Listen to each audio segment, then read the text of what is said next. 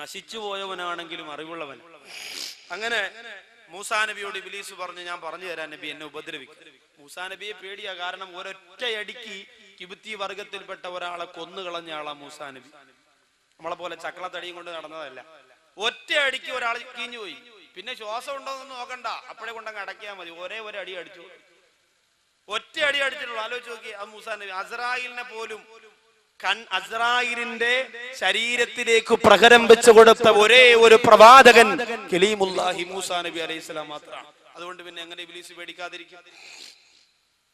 ഇബ്ലീസ് പേടിച്ചപ്പോ ഇബ്ലീസിനോട് മൂസാ നബി അലൈഹിസ്സലാത്തു വസ്സലാം ക്ഷമ കാണിച്ചു. ഇബ്ലീസ് പറഞ്ഞു, മൂസാ നബിയെ, നിങ്ങൾ എന്നെ ഉപദ്രവിച്ചില്ലെങ്കിൽ നിങ്ങൾക്ക് ഞാൻ 3 കാര്യം പറഞ്ഞു തരാം.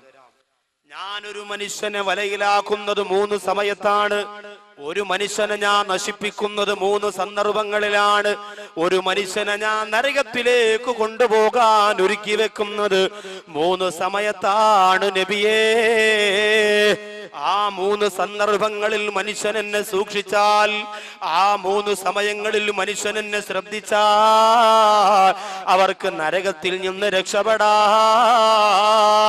ഇബ്ലീസ് ലഅനത്തുല്ലാഹി അലൈഹി പറയുമ്പോ കൊതിയോടെ, ആർത്തിയോടെ, ആവേശത്തോടെ മൂസാ നബി അലൈഹിസ്സലാം ചോദിക്കുന്നു, ആ 3 സമയങ്ങൾ എപ്പോഴാണ്?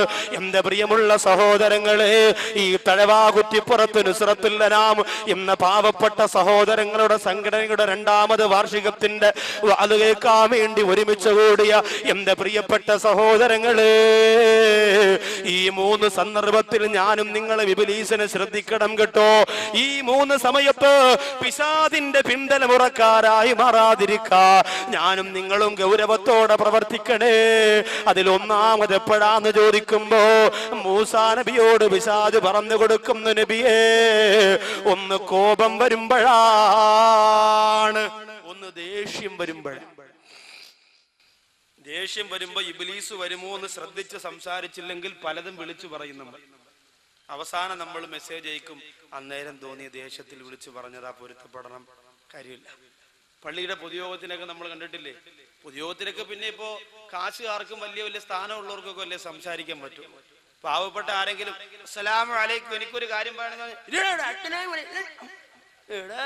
ആള് കൊള്ളാ, ഇവിടെ തെണ്ടിത്തിരിഞ്ഞ് കിടന്ന് കാലണക്കി വരയിലാണ്, അച്ഛനെ വരടാ, അവനെ ഒതുക്കി അവിടെ ഇരുത്തും.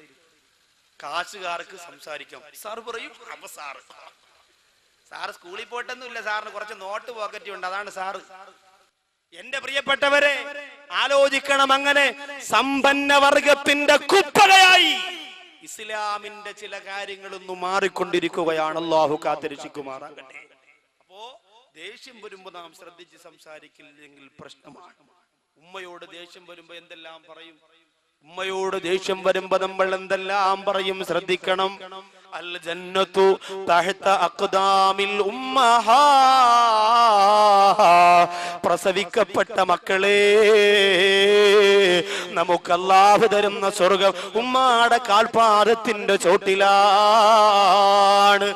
മറക്കാൻ പാടില്ല, ഉമ്മാടെ കാൽപാദത്തിന്റെ ചോട്ടിലാണ് നമുക്കുള്ള സ്വർഗം. അതുകൊണ്ട് ഉമ്മയോട് സംസാരിക്കുമ്പോ ദേഷ്യത്തോടെ സംസാരിക്കരുത്. അപ്പൊ വാപ്പയോട് സംസാരിക്കുമ്പോ ദേഷ്യപ്പെടാമോ? പാടില്ല. വാപ്പയും ഉമ്മയും നമ്മുടെ ഗുരുനാഥന്മാരെ പോലെയാണ്. നമ്മുടെ ഗുരുനാഥന്മാരെ പോലെയാണ് അല്ലാഹുവും റസൂലും കഴിഞ്ഞാൽ പിന്നെ നമുക്ക് ഏറ്റവും വലുത് നമ്മുടെ ഉമ്മയല്ലേ, നമ്മുടെ ഉപ്പയല്ലേ. ആ മാതാപിതാക്കളുടെ പൊരുത്തം നുസ്രത്തുൽ അനാമിന്റെ പ്രിയപ്പെട്ട സംഘാടകര് നേടിയെടുക്കണമെന്ന് വേദനയോടുകൂടി ഞാൻ ഓർമ്മപ്പെടുത്തുകയാണ്. കാരണം നിങ്ങൾ ഈ ചെയ്യുന്നത് നല്ലൊരു പ്രവൃത്തിയാണ്, നിങ്ങൾ ഈ ചെയ്യുന്നത് വളരെ ഒരു പുണ്യകാര്യം ാണ്. അതിന് അല്ലാഹുവിന്റെ മുന്നിൽ പ്രതിഫലം വേണം മോനെ. ആരുടെയും കയ്യടി വേണ്ടടാ, ആരുടെയും ഒത്താശ വേണ്ടടാ.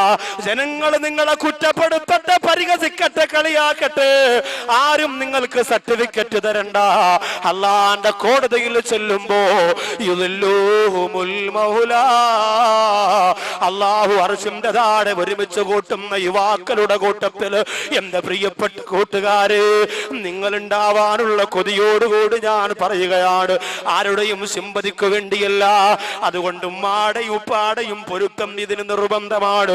ഈ രാത്രിയാണെങ്കിൽ ഈ രാത്രി തന്നെ നൊന്ത് പ്രസവിച്ച ഉമ്മയോട് പോയി പറയണം, ഉമ്മ തടവ കുറ്റിപ്പുറത്ത് നുസ്രത്തുൽ അരാബിന്റെ പ്രവർത്തനം കൊണ്ട് അള്ളാന്റെ പൊരുത്തം നേടാൻ കൊതിച്ചുകൊണ്ട് ജീവിക്കുന്നവനാണ് ഞാൻ. അതുകൊണ്ട് എന്റെ പ്രിയപ്പെട്ട ഉമ്മ, നിങ്ങളുടെ പൊരുത്തക്കേട് എനിക്ക് തരല്ലേ, നിങ്ങളുടെ ഗുരുത്തക്കേട് എനിക്ക് തരല്ലേ. സംസാരിക്കുമ്പോ ദേഷ്യം വരുമ്പോ ഞാനും നിങ്ങളും ശ്രദ്ധിക്കണം. കുടുംബജീവിതത്തിൽ ഏറ്റവും കൂടുതൽ പാളിച്ചയുണ്ടാകുന്നത് ഭാര്യക്ക് ദേഷ്യം വരുമ്പോ, ഭർത്താവിന് ദേഷ്യം വരുമ്പോഴല്ലേ. കുടുംബജീവിതത്തിൽ ഏറ്റവും കൂടുതൽ പാളിച്ച വരുന്നത് എപ്പോഴാണ്? എന്റെ പ്രിയപ്പെട്ടവരെ, കുടുംബജീവിതത്തിൽ പോലും പരസ്പരം സഹിക്കാനും ക്ഷമിക്കാനുമുള്ള മനസ്സില്ലാതെ പെട്ടെന്ന് വരുന്ന ദേഷ്യത്തിന്റെ പേരിലാണ് ഒരുപാട് കുടുംബജീവിതം തെറ്റിപ്പിരിഞ്ഞു പോകുന്നത്. അല്ലാഹുവിന്റെ ഹബീബ് പറഞ്ഞത് എന്താണ്? ഔസിനി യാ റസൂലല്ലാഹ്, ഔസിനി യാ റസൂലല്ലാഹ്. നബിയേ, നല്ലൊരു കാര്യം കൊണ്ട് എന്നോട് വസിയത്ത് ചെയ്യണമെന്ന് പറഞ്ഞുകൊണ്ട് നബി തങ്ങളുടെ മുമ്പ് വന്നപ്പോ അല്ലാഹുവിന്റെ റസൂല് പറഞ്ഞു കൊടുത്തത് എന്താ? ലാ തഗ്ലബ്, ലാ തഗ്ലബ്, ലാ തഗ്ലബ്.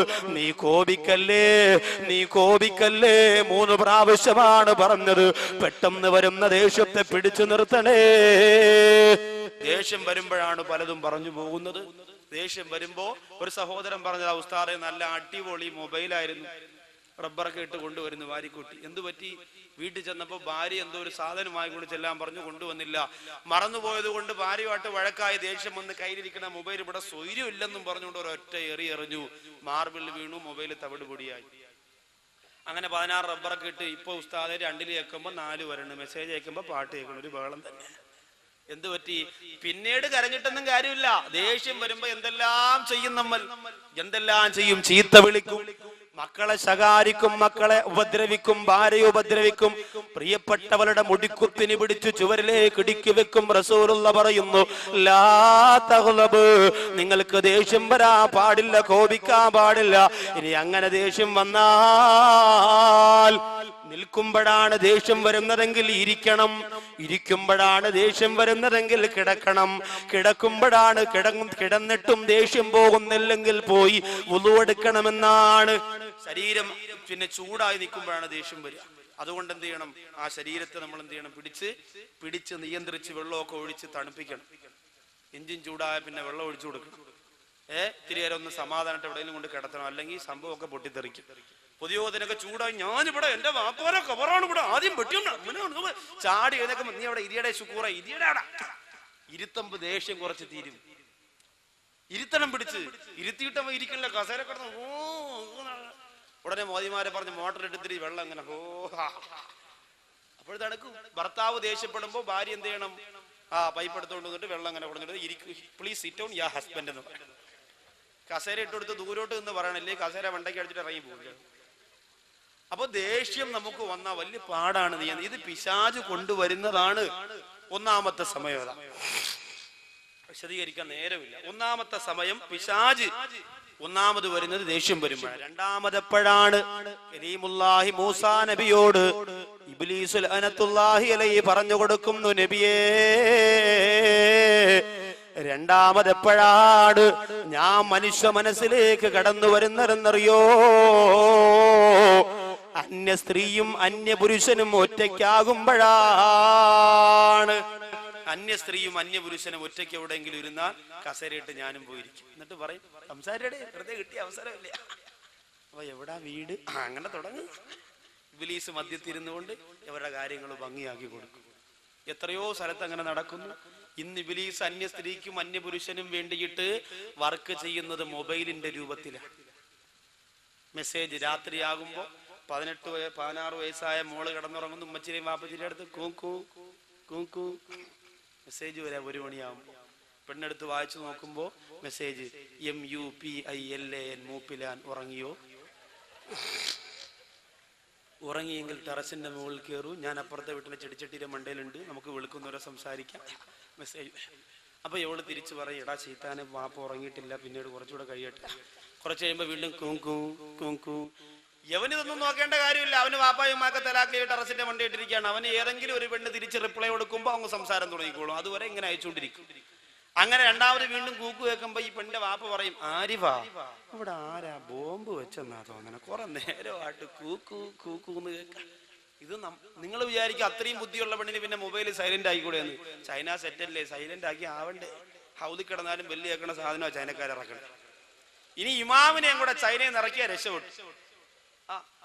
ഇമാമിനെയും കൂടെ ചൈനയിൽ നിന്ന് ഇറക്കിയാൽ അടിപൊളിയായിരിക്കും, നല്ല രസമായിരിക്കും. മീശ താടിന്നുണ്ടാവില്ല എന്ന് പറഞ്ഞ് കുത്തു പോതുമ്പോ വലിയ അല്ല, ശമ്പളം കൊടുക്കാനല്ലേ പാട്. ചൈനയിൽ നിന്ന് ഇറങ്ങിക്കോളി. എന്റെ സഹോദരങ്ങളെ, അപ്പോ അന്യ സ്ത്രീയും അന്യ പുരുഷനും ഒറ്റയ്ക്കെവിടെയെങ്കിലും ഇരുന്നാൽ മൂന്നാമനായി പിശാച് വരുന്നതാണ്. അഫറൈതൽ ഹമുവ യാ റസൂലല്ലാഹ്, അല്ലാഹുവിന്റെ റസൂലേ ഹമുവിനെ കുറിച്ച് എന്തു പറയുന്നു നബിയേ? ഹമുവെന്ന് പറഞ്ഞാൽ ആരെന്ന് എന്റെ സഹോദരിമാർക്കറിയോ?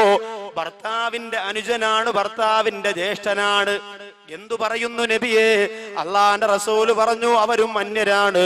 അൽ ഹമു അൽ മൗതു, ഹമുവെന്ന് പറയുന്ന ഭർത്താവിന്റെ അനുജനും ജ്യേഷ്ഠനുമായി നീ ഇടപെടുന്നത് അതും മരണത്തിന് തുല്യമാണ്.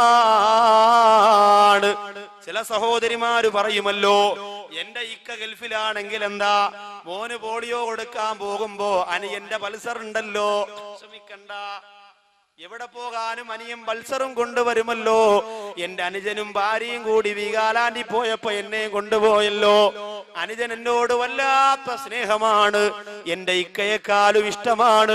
എന്റെ അനുജനില്ലെങ്കിൽ ഞാൻ ഒരുപാട് വേദനിച്ചു പോയന് എന്ന് പറയുന്നവര്, ഒരു ഭർത്താവിന്റെ അനുജന്റെ സ്നേഹം ഞാൻ നിഷേധിക്കുന്നില്ല. പക്ഷേ ഭർത്താവിനെ പോലെ ഇടപെടുന്നത് ഹറാമാണ് പെണ്ണേ, അത് സൂക്ഷിക്കണേ. അന്യരെ സൂക്ഷിച്ചേ പറ്റൂ. അത് മാമാടെ മോനാണ്, മാമിയുടെ മോളാണെന്നൊക്കെ പറഞ്ഞ് ഇബ്ലീസ് നിങ്ങൾക്ക് ബന്ധം ചേർത്തു തരും. പക്ഷേ ഹറാമ് ഹറാമ് തന്നെ, അറിയാതെ ഞാനും നിങ്ങളും കുടുങ്ങിപ്പോകും. അള്ളാഹു കാത്തുരക്ഷിക്കട്ടെ.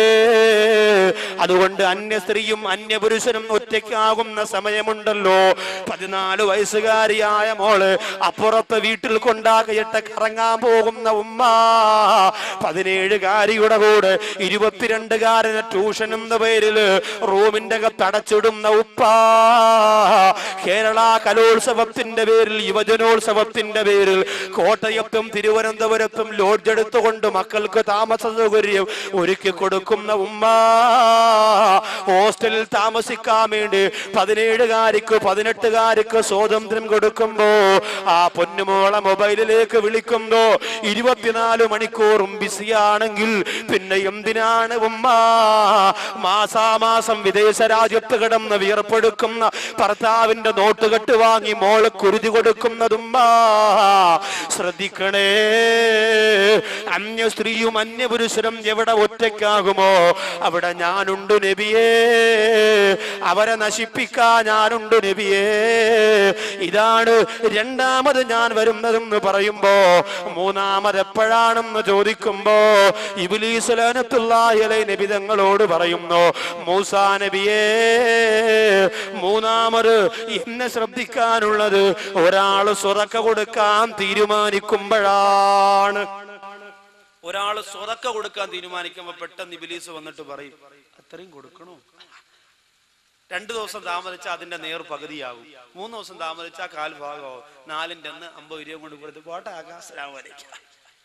ഇന്നലെ ഇവിടെ നിന്ന് പോയ ഒരു സഹോദരൻ ഉദാഹരണത്തിന് ചിന്തിച്ചോ, 5000 രൂപ ഇന്ന് ഇവിടെ കൊടുക്കണം പാവപ്പെട്ട കൊച്ചുങ്ങൾക്ക് വേണ്ടി. ഒന്നുമല്ലെങ്കിലും ഇത്രയും ജനങ്ങൾ ഒരുമിച്ച് കൂടിയതിൽ ഒരാളുടെ ആമീൻ സ്വീകരിച്ചുകൊണ്ട് അള്ളാഹു എന്നെ രക്ഷപ്പെടുത്തിയാലോ എന്ന് ചിന്തിച്ചുകൊണ്ട് 5000 കൊടുക്കാൻ തീരുമാനിച്ചു. വീട്ടിൽ പോയപ്പോ ഭാര്യ പറഞ്ഞു, പിന്നെ വല്ലതും കൊടുക്കണ്ടേ, പാവം, നല്ല പരിപാടിയാണ്, അതുകൊണ്ട് നമ്മുടെ വകയായിട്ട് എന്തേലും പാവപ്പെട്ട കുഞ്ഞുങ്ങളൊക്കെ നിക്കാഹിപ്പിക്കാനല്ലേ, നമുക്കും ഇല്ലേ 3 മക്കള്. ഇതൊക്കെ പറയുമ്പോ ഭർത്താവ് പറയാം, 5000 രൂപ കൊടുക്കണം. 5000 രൂപയെ ഞാൻ വല്ല 500 രൂപയാണ് കൊടുത്താവുന്നോ? എന്റെ റബ്ബേ, ഇയാളെ ആള് കൊള്ളാലോ, 5000 രൂപയെ പടച്ചവനെ. ഇന്ന് രാവിലെ ഇവിടെ ഒരാള് വന്നതേ ഉള്ളൂ, കറണ്ടിലെ അടുപ്പം കൊണ്ട്. ഞാൻ പൈസ ഇല്ലെന്ന് വേണ്ടെന്ന് പറഞ്ഞു വിട്ടതാ. കറണ്ടിലെ അടുപ്പ് കമ്പനി പരിചയപ്പെടുത്തുന്ന പുതിയ സാധനമാണ്. താത്ത സ്വിച്ച് ഇട്ടാൽ മതി, ചായ റെഡി. താത്ത പറയും ഇന്ന് നോക്കട്ടെ, ഒരു ഗ്ലാസ് ചായ ഇട്ട് കുടിച്ച് താത്ത പറയും പൈസ ഇല്ല. എന്റെ പ്രിയപ്പെട്ടവരെ, അങ്ങനെ കമ്പനി പരിചയപ്പെടുത്തുന്ന സാധനങ്ങളുമായിട്ട് രാവിലെ വന്നപ്പോ വാങ്ങാതെ പറഞ്ഞു വിട്ടതല്ലേ. അതുകൊണ്ട് 5000 ഒന്നും കൊടുക്കണ്ട, ബാക്കി തഴവയിൽ എത്ര ആൾക്കാരുണ്ട് കാശുള്ളവര്. അതുകൊണ്ട് 5000 വേണ്ട, 2500 രൂപ കൊടുക്കും. അങ്ങനെ തീരുമാനിക്കുന്നു. 2500 രാവിലെ ആകുമ്പോൾ ഒരാൾ കല്യാണം വിളിക്കാൻ വന്നു. അവിടെ ഒരു 500 കൊടുക്കണ്ടേ, അപ്പൊ 2000 അവിടെ പള്ളി കൊടുത്തിട്ട് അവിടെ 500 കൊടുക്കും. അപ്പൊ 5000 പിന്നെ 2000 ആയി. അങ്ങനെ പാലും അച്ഛനും അച്ചാറും പിന്നെ കൊടുത്ത് അവസാനം ഇവിടെ വരുമ്പോ ദുആലിസ്റ്റിൽ പറയാൻ മടി. കാരണം എന്താ, 25 രൂപയേ ഉള്ളൂ, ബക്കറ്റ് കൊണ്ടുവരുമ്പോ ഇടാം. 5000 രൂപ ഒറ്റ ദിവസം കൊണ്ട് 25 ഉലുവയായി. ആലോചിച്ച് നോക്കി, ആര് സ്വതക്ക കൊടുക്കാൻ തീരുമാനിക്കുന്നുവോ പിശാച് അവിടെ കടന്നു വരുമെന്നാണ്. എന്നിട്ട് ആ പിശാച പൈസയെ കുറച്ചു കൊണ്ടുവരും. കാരണം എന്തെന്നറിയോ, അസ്വദഖത്തു റദ്ദുൽ ബലാ. സ്വദഖ എന്ന് പറയുന്നത് നിനക്ക് വരാനിരിക്കുന്ന ഒരുപാട് അപകടത്തെ അള്ളാഹു മാറ്റുന്നതിനൊരു കാരണമാണ്. അതുകൊണ്ട് നീ അപകടത്തിൽ വീഴുന്നതാണ് പിശാചിനിഷ്ടം. ഈ 3 സമയങ്ങളാണ് പിശാച് കടന്നു വരുന്ന ഏറ്റവും എളുപ്പമുള്ള വഴികൾ.